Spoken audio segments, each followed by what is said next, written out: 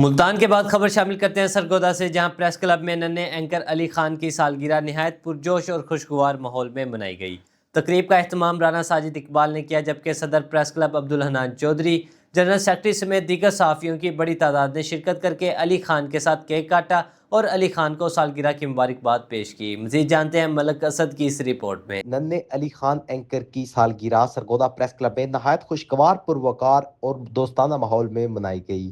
تقریب میں صحافی برادری کی بڑی تعداد نے شرکت کر کے علی خان اینکر کو سالگرہ کی مبارکباد پیش کی، ان کے روشن مستقبل، بہترین صحت اور کامیاب زندگی کے لیے نیک تمناؤں کا اظہار کیا۔ اس موقع پر صدر Sargodha press club Abdul Hannan Chaudhry, general secretary Sargodha press club Muhammad Kamran Malik, نائب صدر رانا اشرف، سینئر صحافی صلاح الدین ندیم، سابق جنرل سیکرٹری رانا ساجد اقبال، میاں مقصود الحسن، محمد بلال، جاوید گجر، مرزا زاہد، محمود ڈوگر، اشرف قریشی، قمر جاوید، رانا افضل حنیف، طارق قریشی، رانا عارف، عبدالجبار، اشر نوید، اشر اقبال، شاہین گجر، خالد محمود بھٹی، ابوبکر خان سمیت صحافی برادری کی بڑی تعداد شریک ہوئی اور تقریب کی رونق میں اضافہ کیا۔ تقریب کے دوران تمام شرکاء نے سرگودا میڈیا کلب کے صدر سیف خان کے صاحبزادے علی خان اینکر کے ساتھ مل کر سالگرہ کا کیک کاٹا۔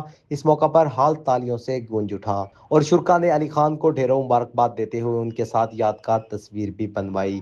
خوشگوار ماحول، باہمی محبت اور بھائی چارے نے تقریب کو چار چاند لگا دیے۔ اس موقع پر سابق جنرل سیکرٹری رانا ساجد اقبال نے علی خان کی عمر درازی، بہترین صحت، روشن مستقبل، خوشحال زندگی اور ہر میدان میں کامیابی کے لیے خصوصی دعا کروائی۔ دعا میں شریک تمام صحافیوں نے آمین کہتے ہوئے اللہ تعالیٰ سے دعا کی کہ علی خان کو ہمیشہ اپنے حفظ و امان میں رکھے، انہیں علم، صحت، خوشیوں، عزت اور کامیابیوں سے نوازے اور اپنے والدین کے لیے باعث فخر اور آنکھوں کی ٹھنڈک بنائے۔ تقریب کے اختتام پر صحافیوں نے سیف خان اور ان کے اہل خانہ کو دلی مبارکباد پیش کرتے ہوئے علی خان کے لیے نیک خواہشات کا اظہار کیا۔ شرکاء نے اس تقریب کو صحافی برادری کے اتحاد، محبت، باہمی احترام اور بھائی چارے کی خوبصورت مثال قرار دیا۔